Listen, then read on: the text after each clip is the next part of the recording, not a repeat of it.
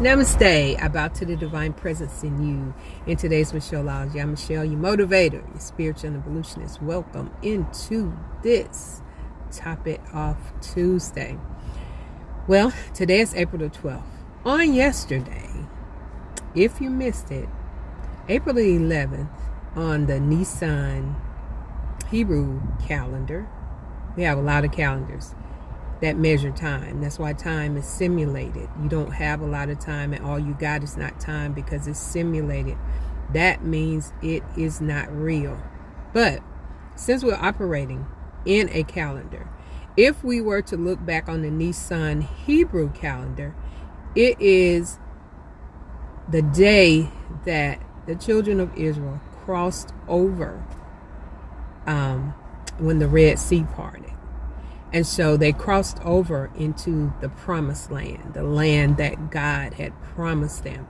They walked out of slavery and they came out with great substance, walked through a sea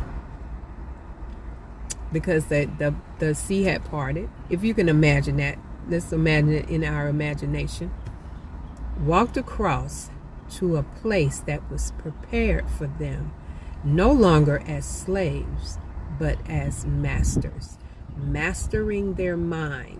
The sea was coming through the cloudiness of a slavery mentality, as God has opened up your knowledge for you to walk across into the promised land, from the head mind, which is full of faith and fear, to the heart mind, which is full of God and faith.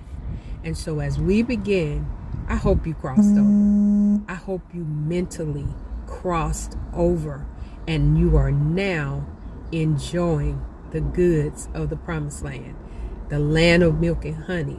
That means there's no interruption of the flow of what God has left you in this promised land. It cannot be taken back.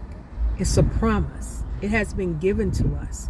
But if we don't begin to open our minds to the things and remember what God gave us before we got in this matrix, before we were conditioned, before they just tore everything up.